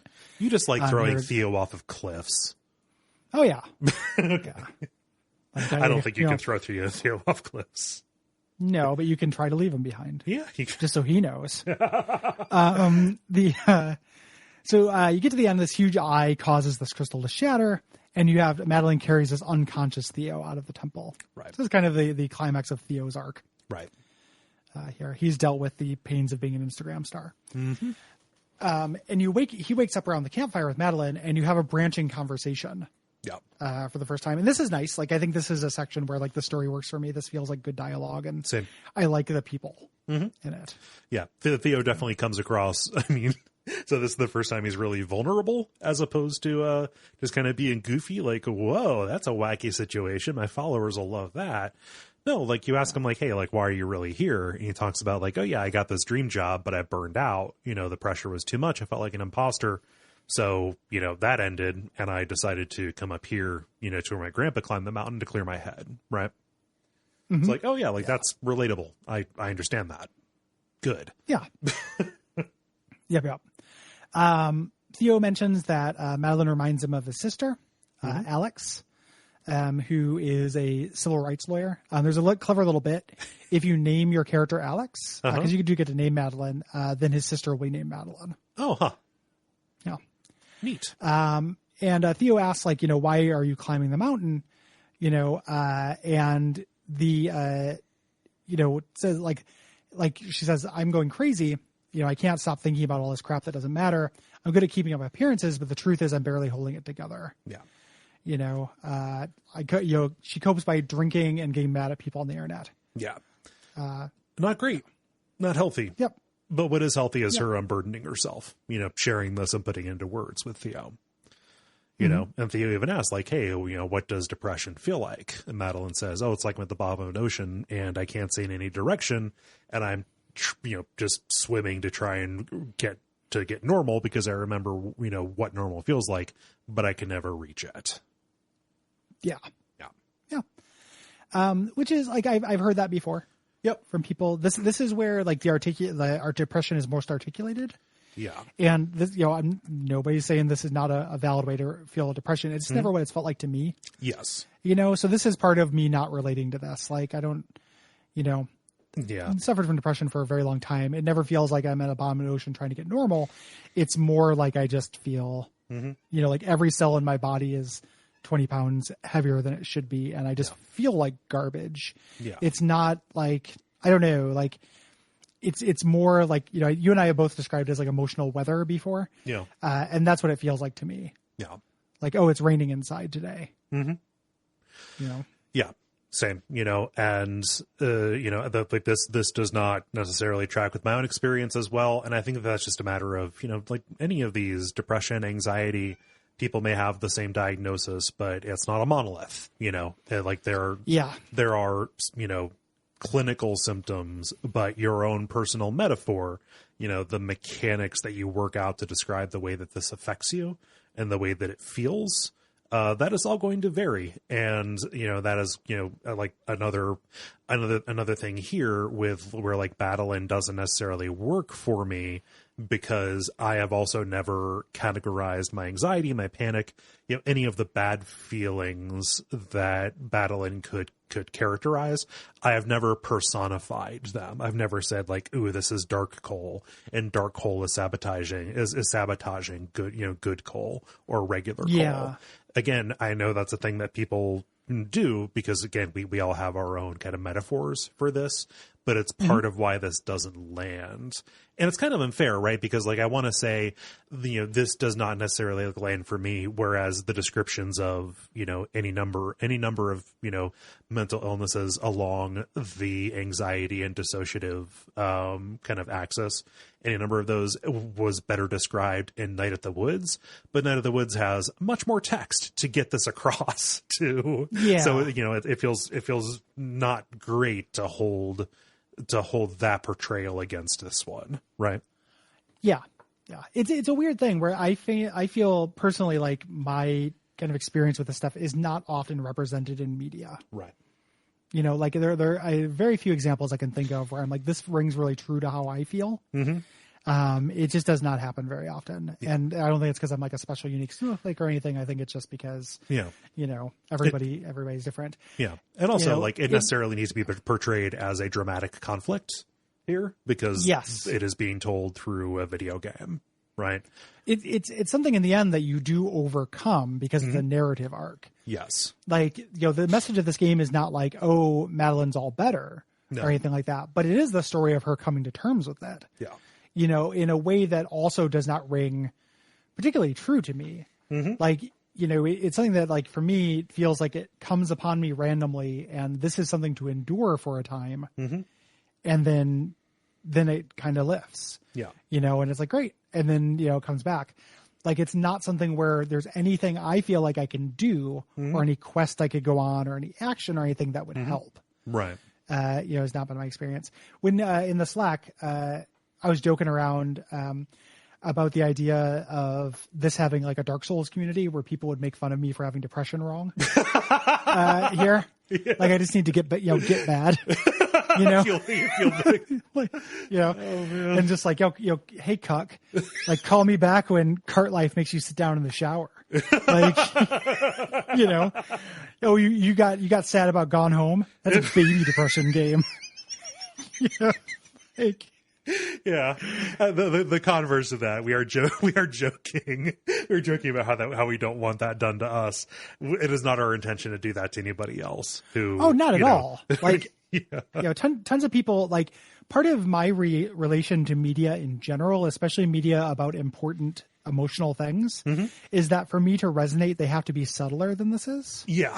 And you know, I was talking to Will about it. So, like, when I talk about the milkshake of things that this doesn't work for me with. It's too cute. It's a masocore platformer. It contains Theo.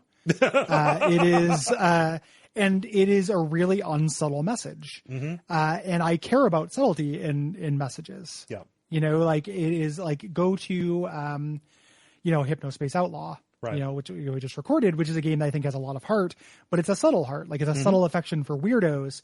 I was talking about this with Will, who is a big fan of this game, but did not connect with the emotional messaging. He just loves masocore platformers. Yeah. And he cited the TV tropes keeps coming up.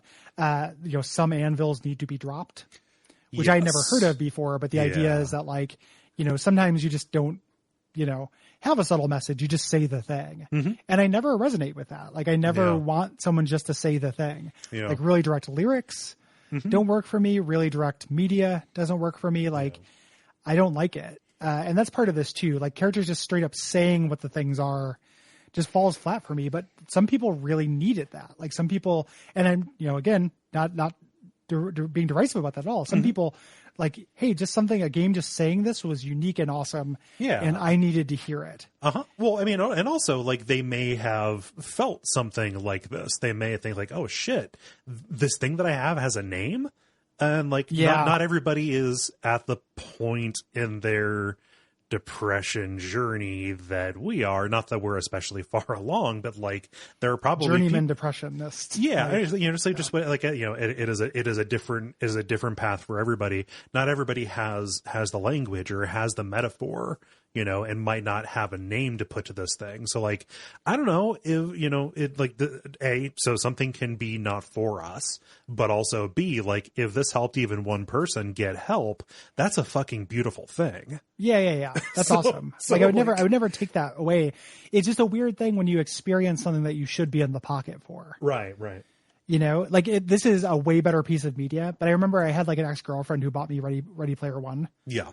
The book. And it was the same kind of thing. Like, oh, like, superficially, this is about stuff that I care about. Right. But the actual details of it ended up making me not relate to it. You know, and this is 1,000 times better as a piece of media. Like, I'm not comparing it in that respect. Just in things, if you were to reduce a person to a list of things that they like and are, this hits a lot of my signifiers the same way that does, while still I feel nothing. Yeah. You know, for these characters or this journey. You know, like, I wanted to cry. Yes. You know, like, I want that feeling. I came into this, I you know, came into this wanting again, wanting to experience that catharsis that people had, people had told me was here. But yeah, other people have had. So definitely get it. You start talking to Theo about Battlein, and Theo says maybe this is a defense mechanism.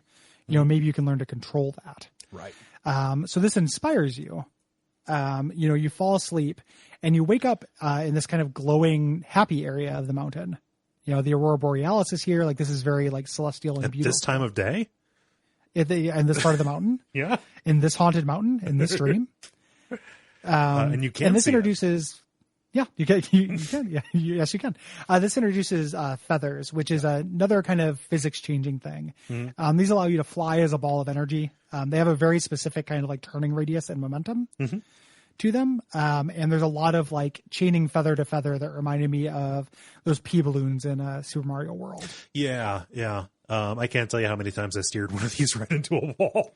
Oh, that's all I did with them. Yeah. Like, I find these very difficult to control. I don't really like these very much. Right. I like that it's the anxiety feather, and now it's a power up. Yep. Like, I like that integration, but I don't actually like how it feels to move them. Yes.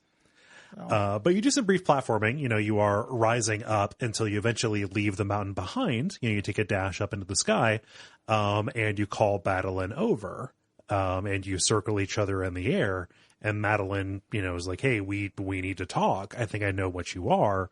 And Madeline biffs it. She says, okay, you're everything that I need to leave behind.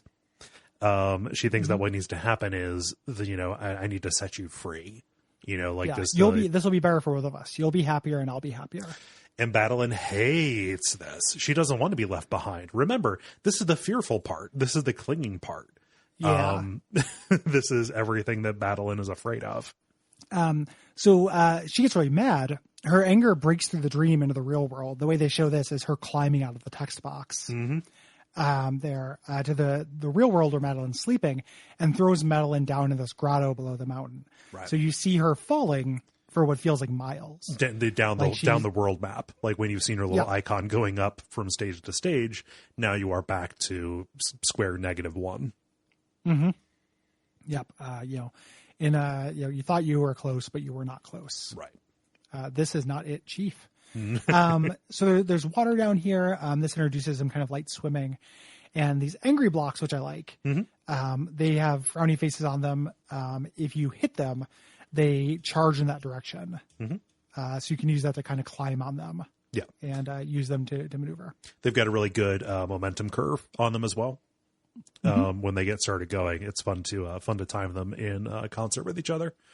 Feathers make a reappearance here. Again, it gets a little bit more, you're not in wide open space. You're going to be doing some navigation around particular things, including these bumpers. They're like pinball bumpers that fling you outward, which is basically they send you out along the normal. And then they turn electric, so you cannot use them again. I found these hard to use. Yes. Personally. Did not love them. It reminded me a lot of like jumping on shells and like harder Mario Maker levels I've played. Yeah. Where you have to like really control where you land on it because it's going to determine your exit trajectory. Yeah. So, you eventually, you get through this, you meet Granny, and Madeline kind of explains what's happening. And Granny says like, you need to figure out why Badeline's so scared. Right. Of you. Yeah. Celeste Mountain is this place of healing. The first step to healing is confronting the problem. Right. Again, a pretty 101 level message about recognizing issues within you. You got to give it a name, the first step of a 12-step program, etc. And so as you proceed onward past where Granny kind of gave you this little pep talk, you encroach into an area that is kind of full of Badeline's anger tentacles. These things that have, previously been used as graphical elements to show the world like closing in on you, darkness encroaching from the edges. They're here. And you show up and talk to her again saying like, hey, okay, I screwed up before. I need you. We need to climb the mountain together. And Badeline starts running away. Right. And this is the part this felt excessive to me. This is through a series of like extremely tough boss screens where you have to reach Badeline. Right. Through these hazards. At a certain point, this went on long enough that I felt like it was being procedurally generated and it was like a Cecil thing and I was meant to die or go backwards or something to solve the puzzle. Oh, yeah. This goes on for a very long time to me. And again, like, everyone's gonna have a different balance for this, but this is kind of where the game mechanically lost me. Yeah. I was just like, man, I'm done. I'm sick of doing this. Mm-hmm. There's a lot of screens. Yeah, it's definitely a lot. It worked for me, but at this point, I basically stopped feeling any death that I experienced. So, okay, well, here we go again. But yeah, like it's tough, not just because you have to navigate these really tough, rooms, but also because Madeline is firing lasers and stuff at you. Like she acts like a boss, and certain parts of this feel kind of schmuppy. Yeah. Yep. Girl boss. When you eventually do get her, Madeline, like, she's now kind of given up. Like you've chased her into submission here. Like she's resigned to being left behind, but you actually give her a hug. Right. And say like, it's okay to be scared. This gives you superpowers. Madeline goes Super Saiyan, gets this kind of glowing pink hair, and now you can do 2 air dashes. In terms of like what doesn't work for me in the metaphor, it doesn't feel as tight to me. Mm-hmm. And I'm not canceling Celeste. But I was very surprised, like getting the 2 air dashes because you've come to terms with something in yourself. Yeah. Makes sense to me. But I think that the externalizing your depression and making it a creature in this made this feel a little hinky to me, that it actually gives you boosts. Right. And I was like, because we had a really big discourse around Hellblade and the idea of having depression being a superpower. Mm-hmm. And in this game, it literally is it. Your depression helps you reach higher platforms by tossing you up. Mm-hmm. And I was like, this feels like it escaped like a discourse bullet. Yeah. To me. Kind of by being charming and by being a darling otherwise. Yeah. It's just and being a better game probably than Hellblade. Like, I don't know that critics would want to admit that that's influencing whether they, call out something for being problematic. But I would not be surprised. Like, people are just having more fun with it and didn't stop to think about like that. But it's like, if you just got the double dash because you've, that's a cool integration. Like I've self-actualized a little bit. Like I have realized I am part of a whole and now I can dash once for each part of myself. Like that makes sense to me. But then they have her do the boosts. And I was like, that's like mildly hinky. Not a big deal. You're right. But right. I was, it's one of those things where the ambiguity about what the doppelganger actually is, like, simultaneously works for and against it. Right. Because I don't know, like most of the reads that I see about this is that Madeline is the depression, right? Is the anxiety. The actual game puts a little bit of nuance on that and kind of does, just makes it so that it is not exactly as straightforward, but like any read where you have special abilities because you have this condition, and the unspoken part of that is, isn't it great? Yeah. It feels real good. Yeah. To get this. And it should feel good to like deal with your, or like work through a depression or come to accept a part of you. Like this is a part of me. That makes sense to me as a thing. It's just this weird thing where like externalizing it just made it feel a little weird to me. Yeah. Like and also like it doesn't put in the note of realism where like, hey, this is going to be a process and it is going to be hard.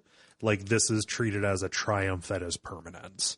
I know that goes away a little bit when you go back to when you go back for the finale, right? The farewell or what have you, because you have to come to terms with stuff again. But like, it doesn't say that like, oh yeah, this is a new, more beneficial status quo, but it is still something you're going to live with. Right. Yeah. Yeah. Which is, that's something that like people I've seen that metaphor before for depression, that it's like, it's somebody who lives with you. Mm-hmm. Even if it's not externally personified, you have to treat it as like a condition. Yeah. That just is, and you imagine that makes sense to me. And I think that the DLC does a lot of work to say like, hey, we're not trying to say it's easy. Like you can backslide and there are ways to not handle that and things that will knock you down again. Yeah. And I think that's good. Generally as a message, it's just not quite as airtight as I think other people. I don't necessarily agree that's as airtight as some people think it is.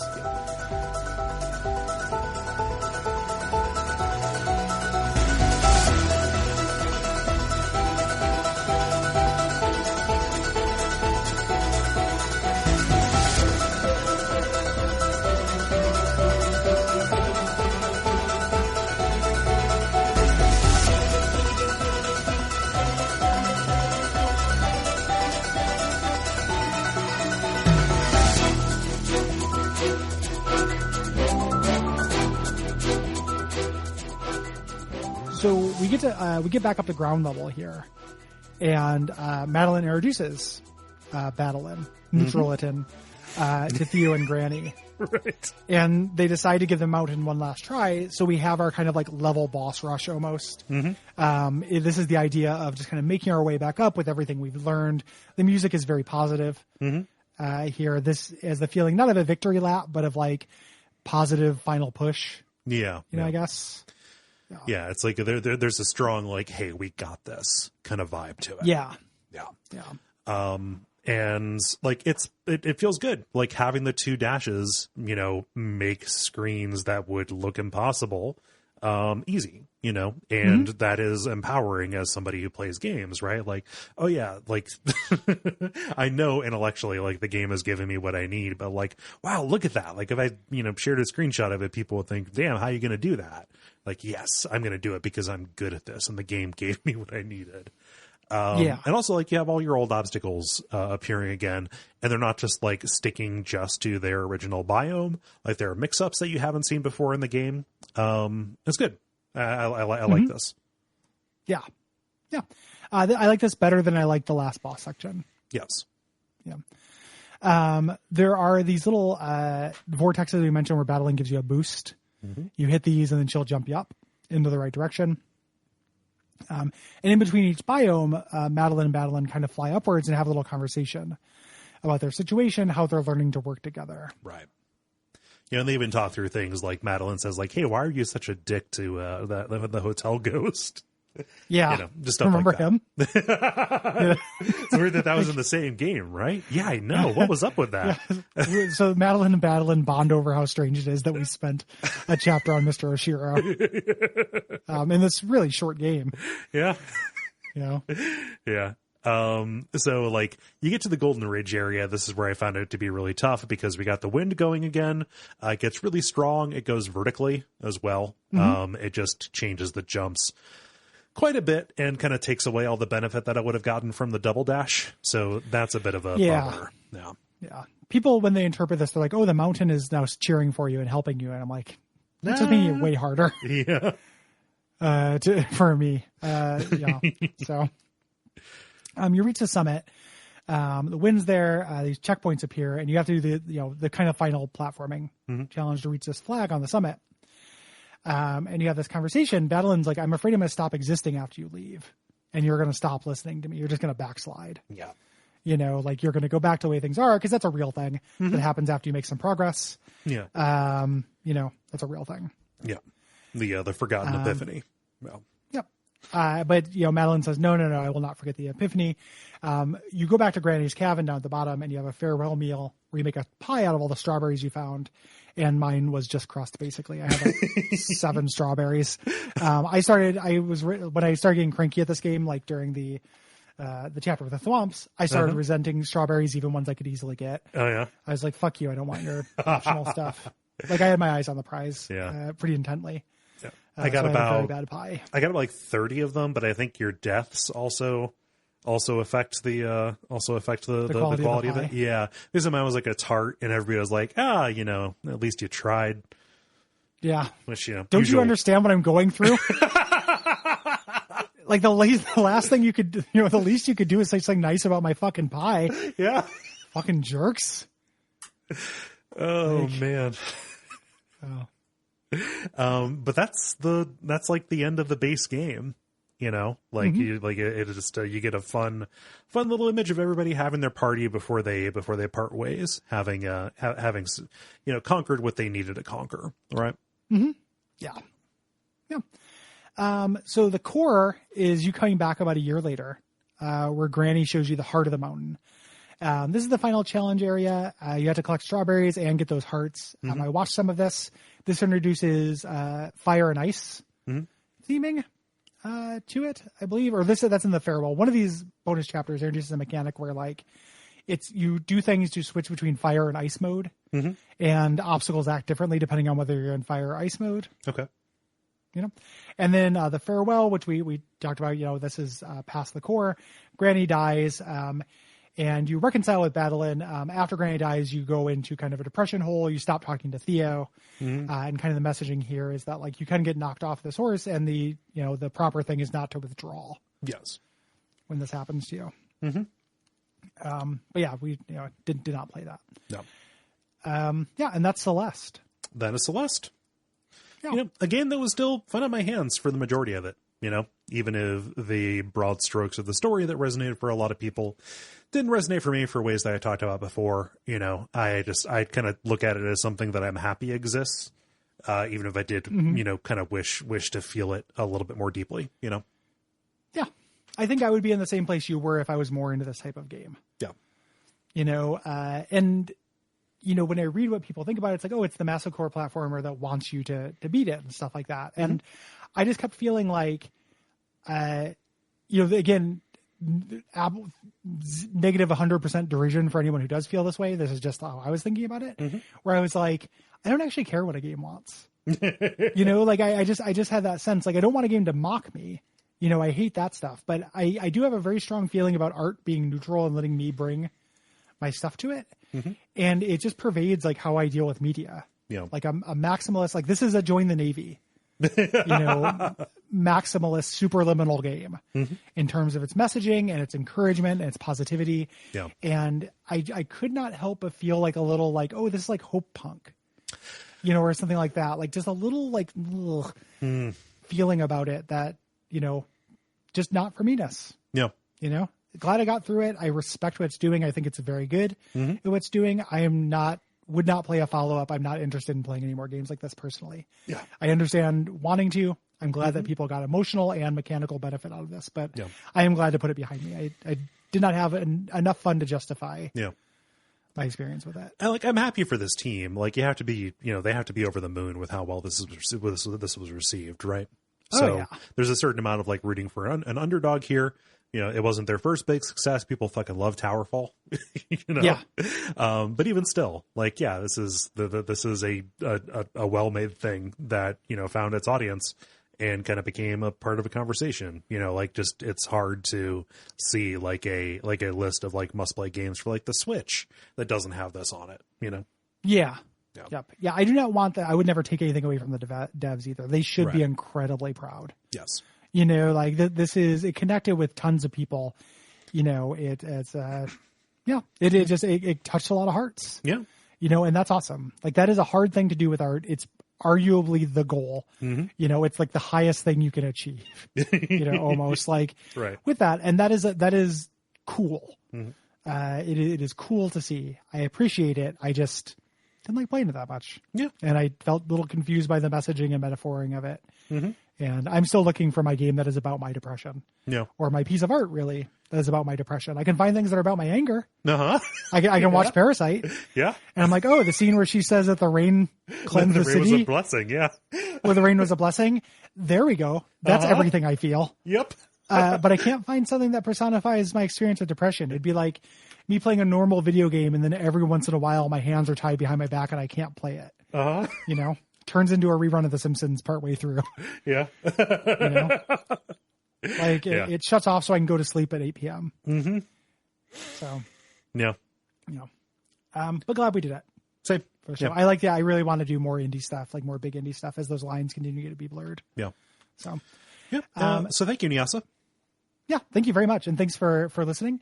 If you have anything to say about Hypnospace Outlaw, Celeste, or the Resident Evil 3 remake, hit us up by the 15th of May.